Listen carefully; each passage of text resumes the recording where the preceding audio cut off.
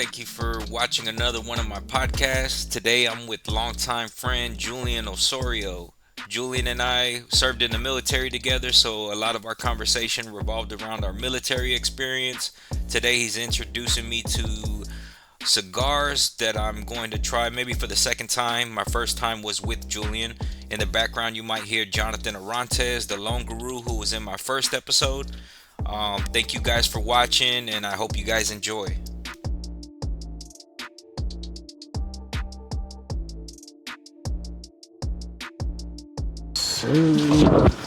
Not Churchill. Churchill is the big ass one. These are just like normal size. These are like 45 minutes or something like that. Churchill will be like 2 hours. So that's how long it takes to finish this cigar? Probably like 45 minutes. By 45 minutes? Yeah. So how do you smoke a cigar? You're supposed to do it with a match. This is a lighter. I want to point. Oh, I'm about to say that was a big ass match. Yeah, you're supposed to do it with a match. It's not a match. Oh, it's something okay. about like how it gets started and stuff like that. But first, you gotta have. But before we spark it, I want to know more about this cigar. Where does this cigar come from? What is this called? Romeo Juliet. Romeo y Julieta is what it says.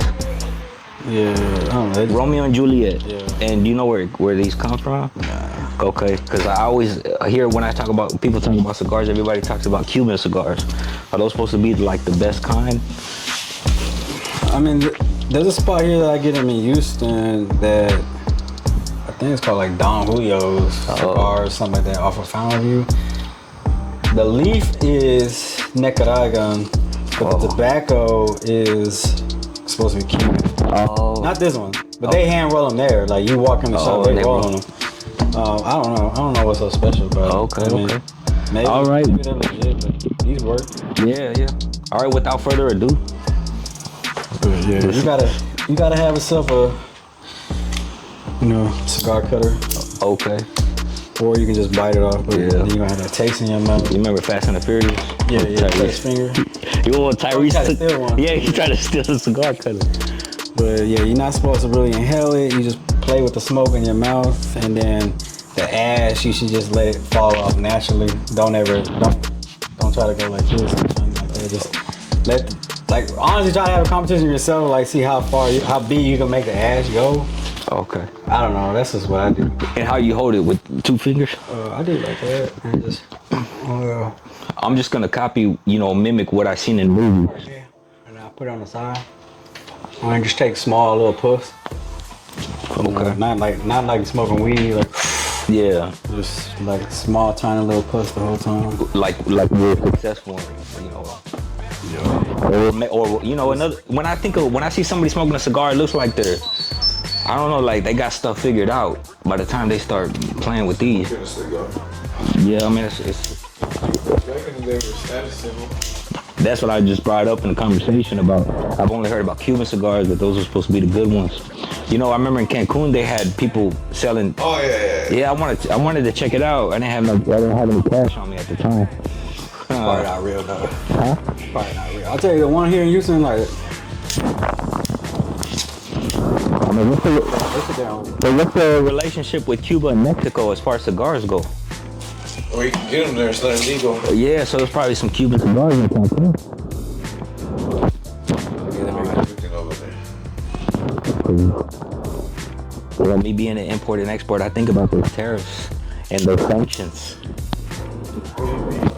So we can't do business with certain countries, like given we can't import export with Russia. The sanctions. So that affects world economy, right? So that's another way of war is blocking trade. What does Russia import? Like if we don't we don't import anything from Russia, meaning we don't do business with Russia. And I remember there was some sanctions that were talked about where Russia tries to find loopholes where they'll ship to another country and have that country ship to the U.S. yeah, they'll repackage it and shit.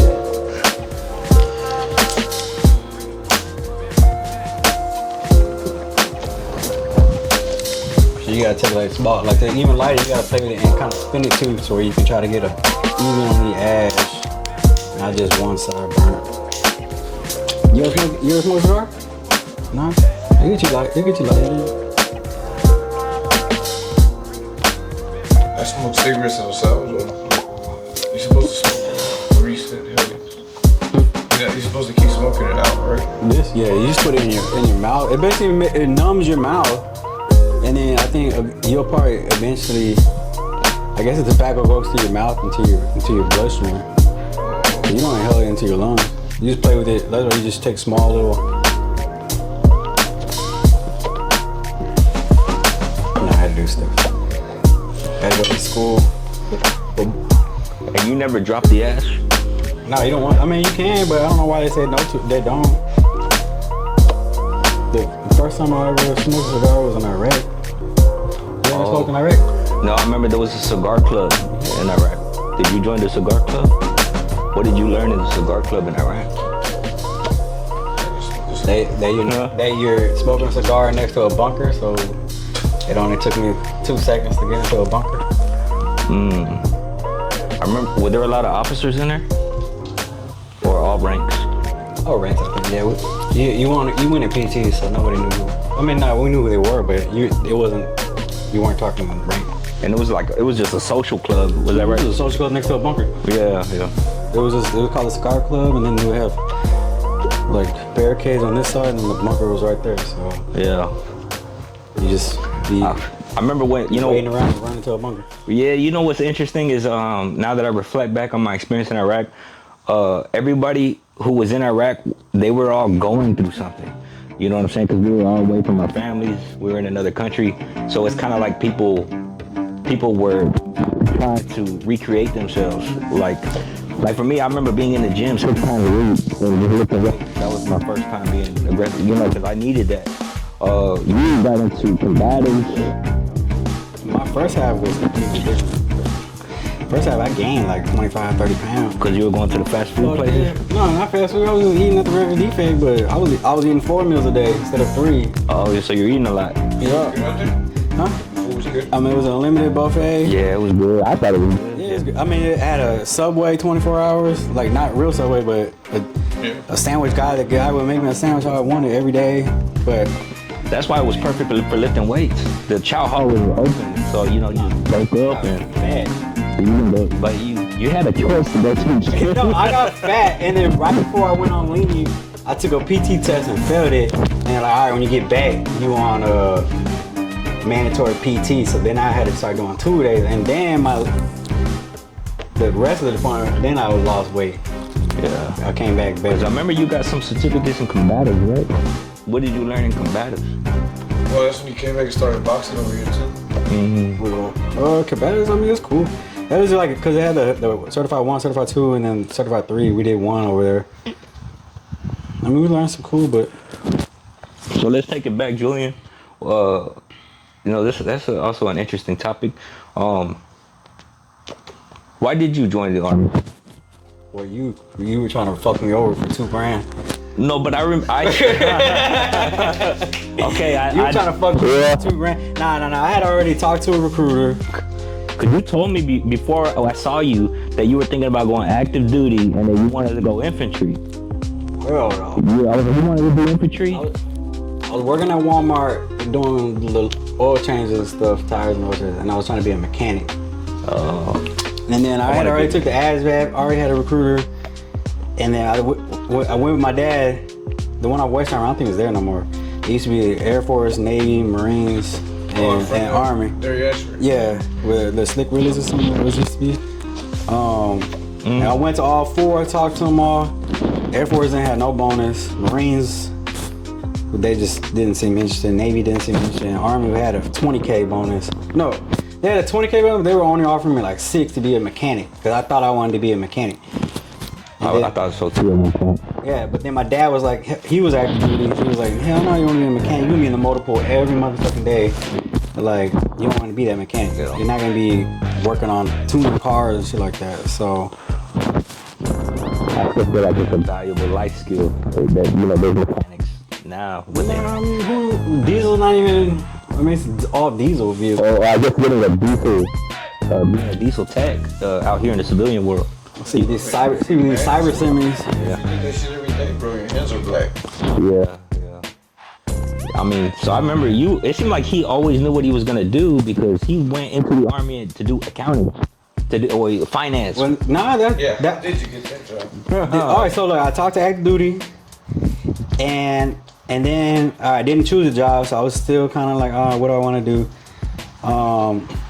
And then I ran into you because I was trying to get back in shape to go in the army. I seen you at the gym. LA Fitness. And you were like, I just came back from basic, or I think you had already came back. And then you put me with your recruiter. Sergeant Campos. Yeah. Shout out to him. I wanna do a podcast with him. I'm calling him out, right? Sergeant Campos. This is your other recruit right here. Let's see. That's how the song composed, and then I was like, okay, I narrowed in my job. I want to be an MP, so I want to be a cop because Chris is a cop. You know, my brother-in-law. So he was like, oh yeah, he was doing pretty good in Austin. I was like, okay, that sounds interesting. So when I went to Mets, did all the medical testing, then they did the colorblind test, and that's when I found out as an adult, or not adult, I think I was like 20 years old. I was like, I'm colorblind. And you didn't know before. I didn't know. So they're like, you can't be a cop. Now your jobs are this. And literally, I just picked a job right there and there. I was like, I just want to I'll be finance. So yeah. I only picked it because it was in Austin. My sister lived in Austin, so I was like, I do that. Oh, right. So then I chose finance, and then it just worked out. Yeah. So what was So where did you go to basic training? Fort Jackson, South Carolina. South Carolina. And then where did you go to your AIT? Your Fort Jackson too. So I was at Fort Jackson from July to December. So I got the hot as fuck, and then snow. Oh, for AIT. For AIT, yeah. I came home right before Christmas. I remember I went to go visit you when you were in AIT. South Carolina is beautiful in the winter time. All those mountains and stuff. A lot of trees, a lot of nature, you know. And it felt like a small town to me. South Carolina, where Fort Jackson was, it was real slow pace. All they got is Gamecocks. There was a mall. I remember we went to a mall. Oh yeah. Yeah. We got the Gamecocks. That was it. What's the Gamecocks? The football team. the college. Oh. Clowney was from there. He has that famous fumble. Clowney. Yeah. No. Yeah, he has that famous where he lit somebody up in the background, and then like he caught the damn fumble in his other hand or some shit like that. Oh yeah, the highlight reel. Yeah. Who was that? Texas defense. What's his name? Clowney. The dream was Clowney and Watt, but it never worked out. They put him to linebacker. So they kept being hurt different times too. Yeah, but they changed him to a linebacker. He wasn't a linebacker, but they made him a linebacker. That made no sense. What did you learn in AIT? What was that like? There was a lot of Puerto Ricans? A lot of Puerto Ricans. I didn't know there was a Puerto Rican National Guard, but we had about like 25 Puerto Ricans, and they just talk really fast and are rude. Rude? Back to that though. Puerto Ricans? Are they hard to like get cool with? Hard to get along with? I mean, first of all, they had their own little mafia. They had like 30, 40 of them. So, and they all had their patch on. They already had their patch, and like, oh, we're the Puerto Rican National Guard. I'm like, and some of them didn't speak English. I'm like, how you in the army, dude? Like, yeah, I remember. There was a lot of Puerto Ricans. That's a part of the United States. I already know why. Like, they're already citizens. Why did you join? Like, you know, that's interesting they say that, but going back, a lot of Mexican Americans that I have met in the military, they tell me about this Puerto Rican experience they had. And like, they never fit in. I don't know. I went to Miami for one time. I don't even like Miami because there was a lot of Puerto Ricans there too. Yeah. Like, my Uber drivers were all Puerto Rican, and then Bad Bunny had just released an album.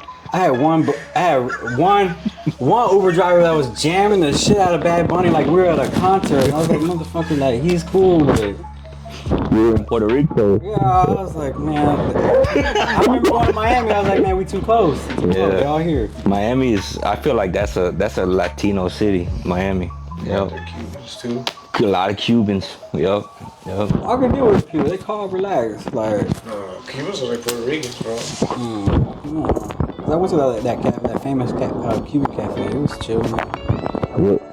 Where's that? In Miami, I forgot. Oh, where they make sandwiches? Yeah, sandwiches. What do you call like bakery stuff and their little cafe, cafecito, whatever. Oh yeah. Cubans, they're known for the sandwich. So in AIT, you learned a lot of. What did you learn in the? Did you learn how to do the general ledgers like accounting work? No, because so Miami West was finance technician. So actually, that was Miami West finance technician.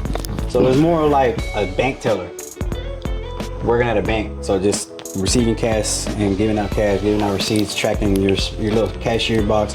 That was the majority of it. But then when I came home, before my first drill, I told them I was looking for a job, and then they got me I applied for a job in a budgeting office. So that's where I started learning accounting. Full-time Army National Guard in Texas. Yeah, before I even had my first drill. Oh, right, I remember. I was already 8 hours before my first drill, so I showed up the drill, and I'm like, I'm already active duty. Like, so it was cool. Yeah. And then finance want to deploy you. See, I almost deployed with Mikey. He didn't know this. Like, you know this, right? Or no? What's that? I almost deployed with you. Yeah, I think there was a moment in time. Yeah. I got back in December, went to drill in January, and then like April they were like, oh, go to SRP. I went to SRP, and then they were like, oh, you're in Moban with 72nd. So like 16 finance soldiers were going on 72nd, which you were on. And then I went back to work after drill, and I was like, I quit. I was like, I'm gonna go spend time with my family. I'm about to deploy. Full-time job, but also I'm still a reservist. So I still gotta go back to my finance unit once a month. Which was over there in Austin. It was still in Austin. It was called the street. This job. No.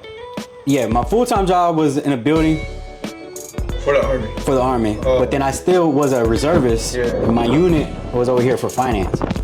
This finance unit said, hey, we have 16 soldiers to help out for this other unit, that's an infantry unit.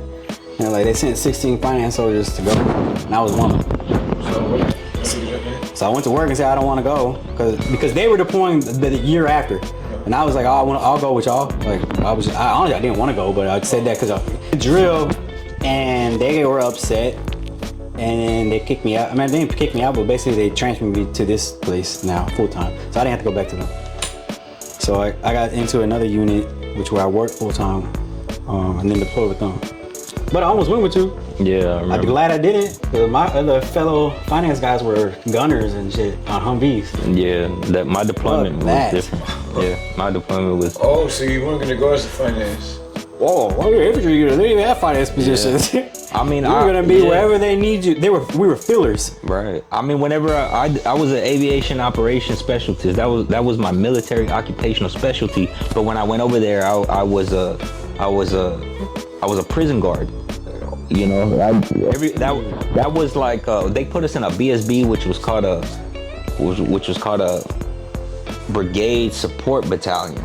So we were just support. But when you went the second time, you actually went as a finance person. He went as his job because that was my job. Like that unit deployed as with their job. Oh. So we got to go over there as a budget analyst. Yeah. Oh. So when we both joined was called the Surge. So Bush went on TV and was like, I'm gonna deploy 40,000 soldiers. Yeah. So that's when they had all those crazy bonuses where you got 20K, I got 20K bonuses, because they were gonna send everybody. Yeah. So then that's why he got fucked and just put in any position, because that unit was going, but let's say they needed 500 other slots, then they just called to the rest of the state, and then they sent their soldiers. So they pull soldiers from their home units. That was your original unit. Yeah, like I was in Houston, right? And they pulled me out of my unit to go with this new unit. To support them. Oh, so you went as a filler too? I was a filler. Yeah. That's why you didn't get your job. Yeah. If you would have stayed with your unit, you would have got your job? If I would have deployed with my home unit, if they had a deployment, I would have went. I think it would have been cool to deploy in an aviation unit. I mean, I'm sure you'd have just been in a tower. Yeah, it probably would have looked just like how Ellington looks, but it would have been Afghanistan, and I probably would see mountains on the airfield. I don't know what's happening now. Over there it's affecting trade with the Houthis in the Houthis. Those are the rebel groups in well, they're over there by Ethiopia, Yemen. All the stuff going on in Yemen right now, where those Houthis are getting on boats and they're like blowing up cargo ships or they're hijacking them or something. But they've been doing that, right? Right now, I mean, the news is talking about it a lot. U.S. soldiers have already been killed in this turmoil.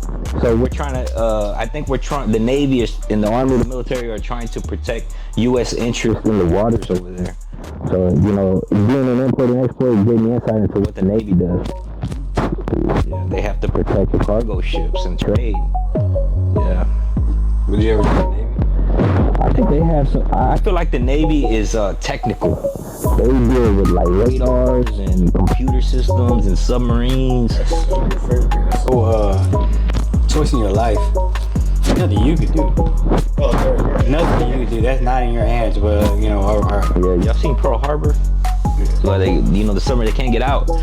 So yeah, that's how you go. But regardless, in any branch you go, there's a certain way you can go. On land, you can go this way. On water, like that. Air Force, you're gonna get blown out of the sky. Coast Guard, that's water. they're no longer a branch of the military. They're not. No, they're under Homeland Defense. Department of Defense. Yeah, so. But I heard that they follow like Navy. Like used to. I mean, if you track money, like I track money, they don't fall under their homeland. Their department. No, we're Department of Defense. Their Homeland Security. So they're not overseas. Coast Guard's not overseas. They're just protecting. Yeah. The Coast Guard. I think I would have been good for Coast Guard. It was like they don't have a recruiting section here. Yeah, you gotta go find them. But I've been to the base on Galveston. Really? Man had plans there. Yeah. I say that because I like the water, but it's dangerous too because they get in it with do a lot of rescues. And then pirates. All that. But they seem to always do drug busts. That's what I see them doing. And that's dangerous, because people want to go. So yeah, they get into some firefights, I'm sure. So I watched Captain Phillips for like the first time. You ever watch that? Captain Phillips, yeah. That's when he gets jacked. Yeah, so like they were just having fun. I mean, it's like they could have took them out whenever they wanted. They're just like we're gonna let you go. We're gonna let you continue until we're ready to end this. And then when they wanted to end it, they ended it. So that's a good movie. Yeah, it is. Like if they didn't care about the other guy, the captain, like they would have just murdered them. They would have probably just murdered them and just kept selling off. Like, Yeah. Like got back on Xbox and just That's who's the next dummy? Because the Navy was like they had drones, they have the submarine boats. Like they're not even going out there with a toy. Motherfucking murder you. With that being said, is drones that's a new concept, or is that drone? So this is new, right? The whole drone thing. Because I'm seeing, like, for example, the soldiers that were killed in Yemen, the army soldiers, they're on a boat. They were killed by a drone bomb. So they're like fighting wars with the drones now, and now the military has a job for drone pilots, Air Force. Yes. I think Navy, the real technical. Those are the technical branches. You got to use brains for that kind of stuff. So I grew up without cable, right? I think you had cable in your living room.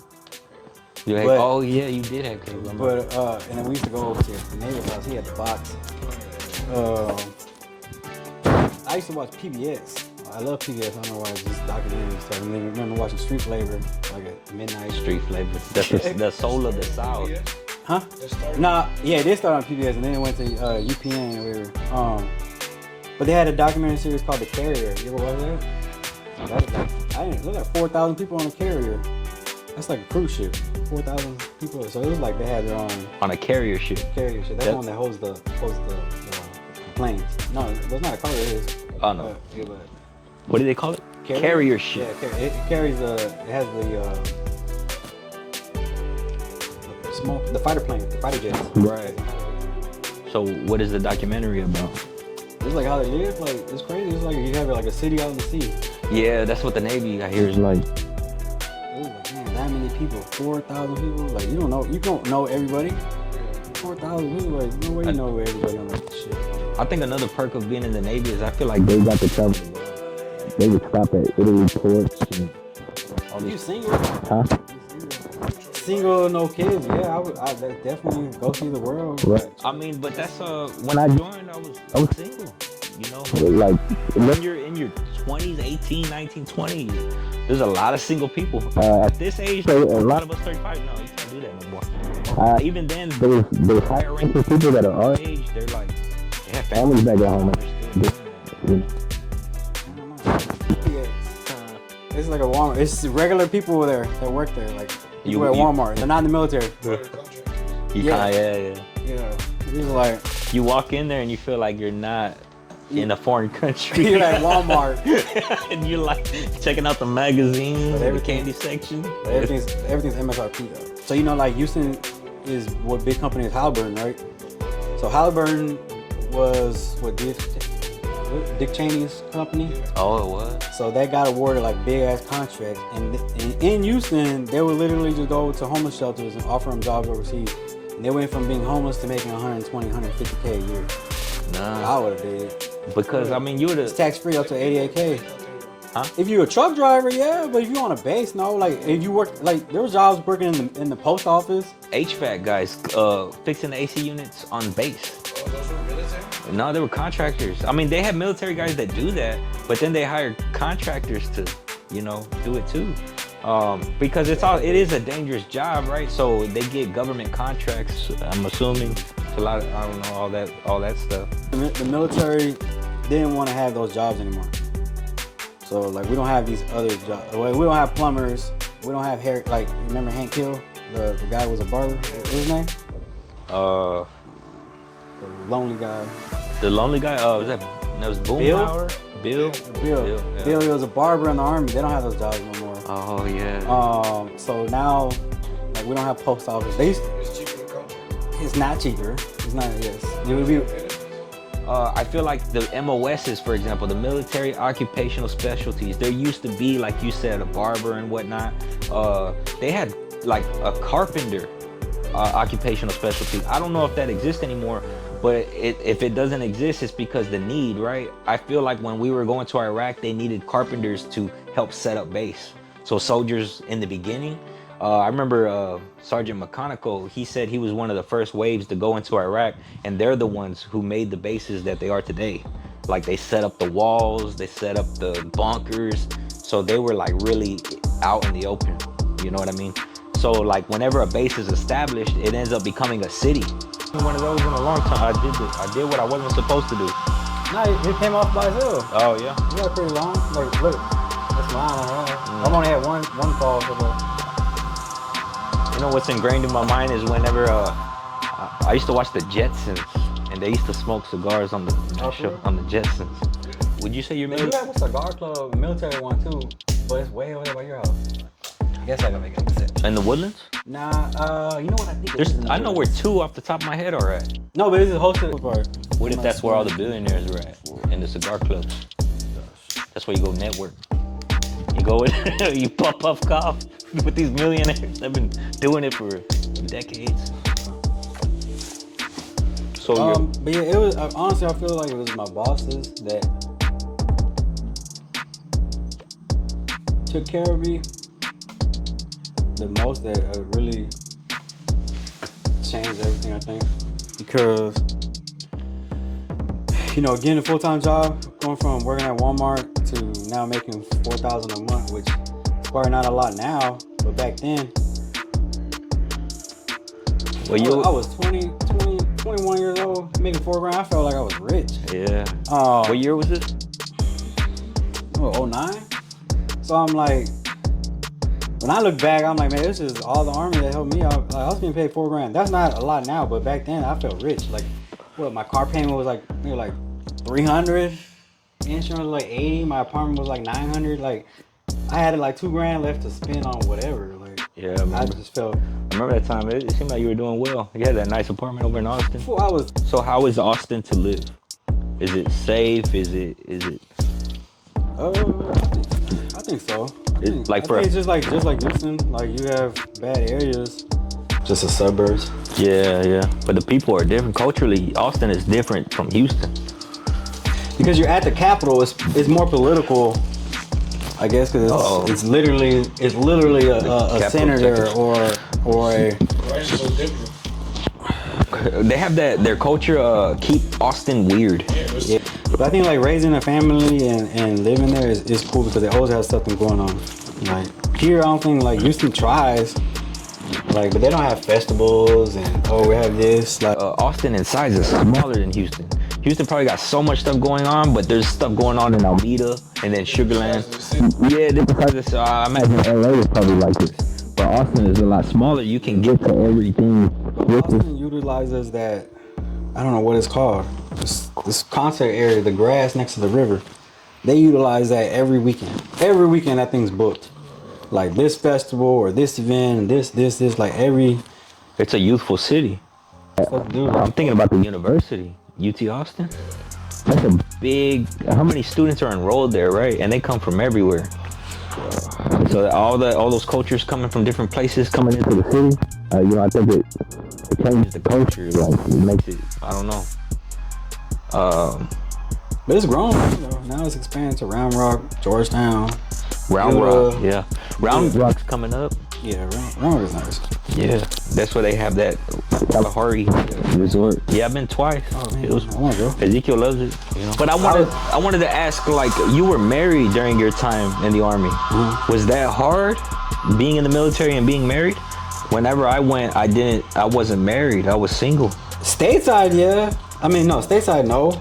Super easy. Like, I got to be a provider for my family. You come home to them every night. Yeah, come home, and and I had a 9 to 5, so it was like 9 to 5, come home. But then deployment, that's where. Yeah. I divorced while I was deployed. Yeah. So that's where. That happens to a lot of soldiers, right? Yeah. A lot, because you're away for a year. Hard being away from your family during deployment? Oh, for sure. For sure. Yeah. I mean, my kids were young there. I think they were only like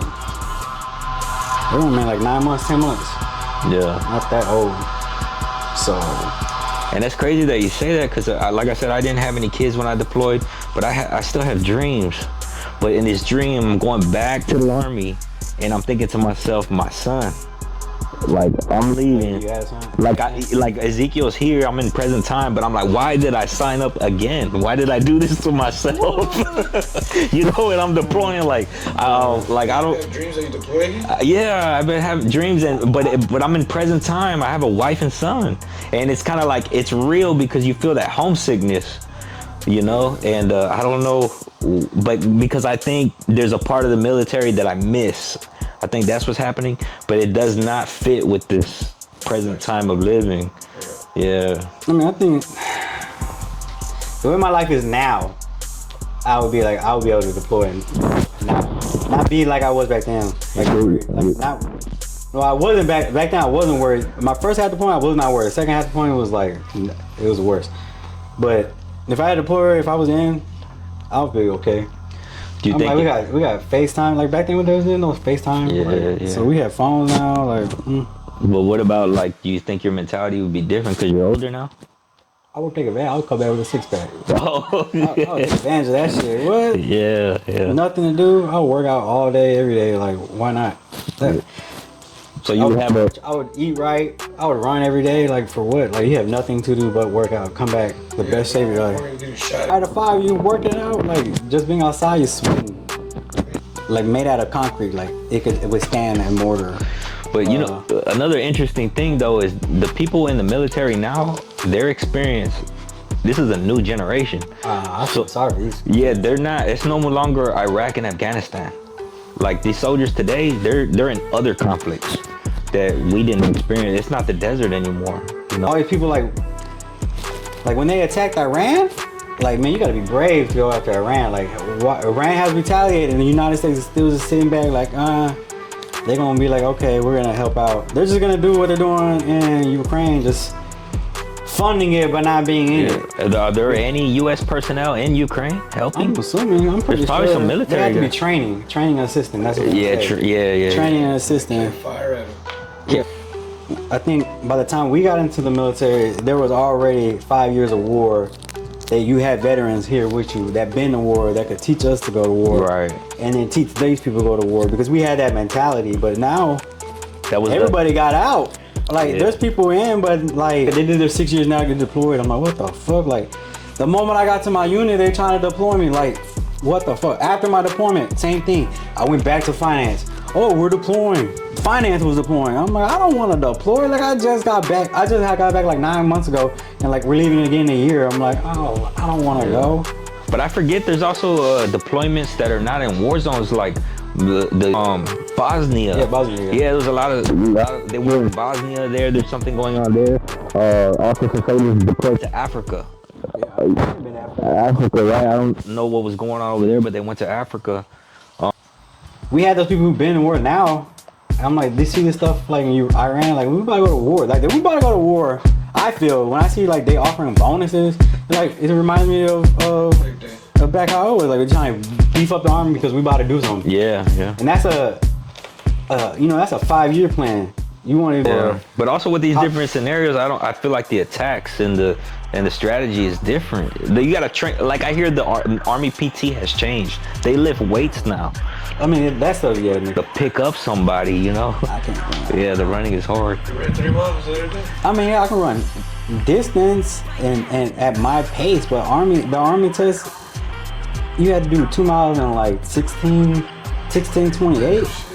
So it's an 8-minute mile. I'm like, I'm not an 8-minute mile person. I always fail, dog. I'm like, I can run 5 miles, 6 miles, but I don't want to run fast. Like, and then no headphones. Like, you can't have, like, that's gonna fuck up a physical test. I'm listening to music, no headphones.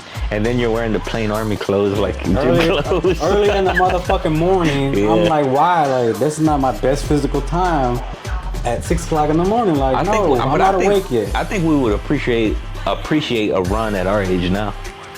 Early in the morning. Hell no, I wouldn't. No. That's you, Mike. I enjoy the sauna. Yeah. Checking the news and then go work out. Yeah. But what's interesting is when I was in the military, like PT was my go time. Really? I'm good at PT. I was fat. I did not want to do really like running. I would try to. They had a B train, A train. I try to go to the B train because that's supposed to be the slower train, and then they pulled me out because I was so thin. You were in the A train. You were a tiny ass motherfucker. Yeah, but I was like, man, some of these guys in A train, like they don't play, they run.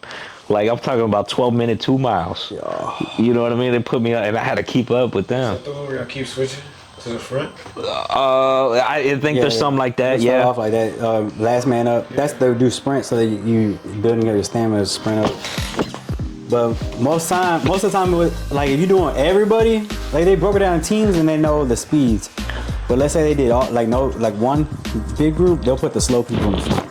Yeah. But then if you a runner, you mad because you in the back going super. They lost their car. So this is what I want to talk about. So we're talking a lot about our military experience, and we're talking about it like, you know, we're reminiscing. There's nostalgia and stuff. But you know, another thing I want to talk about is that a lot of veterans have post-traumatic stress disorder. You know, what is your like theory as to why so many veterans have that? Was our experience traumatic? I would say, I think sometimes they just forget where they're at. What do you mean? That you just thinking about you gonna deploy, you already say you started feeling like homesickness. Oh yeah. So anxiety. So I think you forget where you're at. Like, why would I worry about a bomb when I'm driving in Katy. I got forbidden cops trying to pull me over. Like, I feel safe. But you still feel that anxiety. No, but I know I'm here. So you. But the moment I feel like you don't know where you're at, like you think you're there, then yeah, you probably like it takes you a minute to realize you're not there. So I don't know why when I hear you say these scenarios, I keep thinking of anxiety. Like for example, I remember when I deployed. Man, this is crazy. I had to get on the bus to go to the airport to train. We started training in El Paso, and I remember Andres and Big Carlos, took me to my unit and to send me off. And I remember like a lot of us soldiers, we were gloomy. Like, damn, this is real. Like yeah. We're getting on a bus and we're about to go on our first deployment. And it's crazy because I remember whenever I was in boot camp, I thought to myself, why, how did I get here? Like, this feels real, right? And then fast forward and I'm still putting myself in predicament. Now I'm going to war. It does, it does something to you when you what did I do? Right, and the whole plane ride. And tell me why I'm so I volunteered to go to Iraq. who in their right mind does something like that? You know, it's 20K. The Challenger and the Camaro. But for me, it was like I needed it for me. I was putting myself in danger. Like I was stepping forward. Like there's war. Like Let me tell you this. Like first day of basic training, they did Victory Tower, right? Yeah. Victory Tower does exactly what it's meant to do. But going up the ladder, like this, I don't know, 15 years ago, going up the ladder, they don't have a regular ladder like that ladder. is Victory Tower where we rappel? Okay. We did that day one. Day one. Day one. So I don't like heights. And we gotta go up like what, three floors, 4 floors, and they got the ladder like spaced out, like meaning like you gotta grab the other one, hug it, and then go like this and grab the other one. So you hugging on a piece of wood like you hold, like you're not on a rope. The whole time going up, I'm like, what the fuck did I do?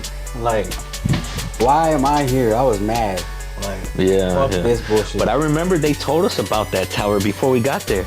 And that gave us all anxiety because we knew, like, before we got, well, we're going to have to go on that. That's way up there. People that didn't make it? Nah, everybody make it. They make you go. I remember there were people who were afraid and they acted on their fear, and they were up there screaming. They just like I didn't say shit, but the whole time I was like, what the fuck? Yeah, this is stupid. They would, like, you were on the rope, right, and then they're like, look back. But once you let go, it's just like rock climbing. But it does exactly what it does do. So when you're done, you're like, wow, I just did some crazy ass bullshit and I didn't die. So I feel like it works. Like then that starts the tone of basic training. Like this shit's hard, but you can do it. Yeah, you overcome a lot of obstacles. So I think there's some mental training there. And then when you finish boot camp, you feel like, damn, I got through Army boot camp. That's what a lot of people in society are afraid to even do. So it does something to you too. And then you start feeling like the training, like I know how to fire weapons. I have the discipline that instilled in me, like, and then when you feel like you conquer that, it's kind of like the next challenge is, I'm a soldier, right? So I don't want to spend my military experience without going. You yourself are talking about these people don't have any combat patches. You know, there's something about that combat patch that military people want, right? I mean, I would have to be in charge. Sometimes the Army don't work like that. People put people in charge of you that don't have experience. Oh yeah, there's some people that they didn't want to, but they were ordered to. So that, I mean, we're Army, but I'm talking about if I joined today. Yeah. I'm like, if I'm not in charge, I don't know. Yeah. Like, I tell myself let me that see too. your credentials. Right. I'd go in as an officer this time. Oh hell yeah. Yeah, I don't know what that would be like, but that'd be different. But I'm older now too, you know. But going back to the another moment of what the fuck am I doing? What about the plane ride from Kuwait to Iraq? That was crazy too. That was the craziest shit. Yeah. I have pictures on my Facebook of that one. We're like in a cargo plane. Like, yeah. And there's like robes. And then we're in our gear too with a bunch of soldiers in this big old cargo plane, and we're like everybody with the headgear on, like rifles ready to go. 10-hour plane ride. Nah, probably like an hour. But, well, it's we go from US to Germany, and then Germany into Kuwait. So we hop on a different plane in Germany, the cargo plane. Nah, Germany that was still commercial. Germany to Kuwait? Germany, Kuwait commercial, and then Kuwait to Iraq. Cool. Oh, that was the cargo plane. Yeah. I'd have a video of it somewhere too, where the back of the plane the cargo is down, and we're lined up, and we're all like going in. And they do it at nighttime, so it's like, to me that was like the like, what the fuck did I do? This is bullshit. This is not in my hand. What about the first bomb? Man, tell me about not even the first bomb. So like, and yeah, they should probably update the training. But when we were ready to go, they never played the sound of incoming, or like did the test or nothing like that. Not even, you could have just sent it to us. Like, well, I guess they didn't have something. In training, right? In any training video, like one slide, they could have put like, hey, this is the incoming one. This is the air raid one. This is this one. Like, we don't know. Yeah. So the first day we get there, we get our rooms. No, I don't even think we get our rooms. They were like, oh, go to the Chowhar or go to the PX. So I went to the PX. This was like being there like an hour. And out of nowhere it went, I'm like, what the fuck? I'm standing outside and I see everybody. It sounds like a winding microphone, right? Everybody just started running. I'm like, what the fuck? So I ran into the PX because that's a bunker. And then it was all clear and everything. And then about a week or two later, I heard that the guys that's their job hit the wrong button, and that's the air raid one, and the other one, incoming is the bomb one. So like even day one, like fucking already running the bunkers, like what the fuck? This is our life. Like okay. Yeah. And I remember it seemed like the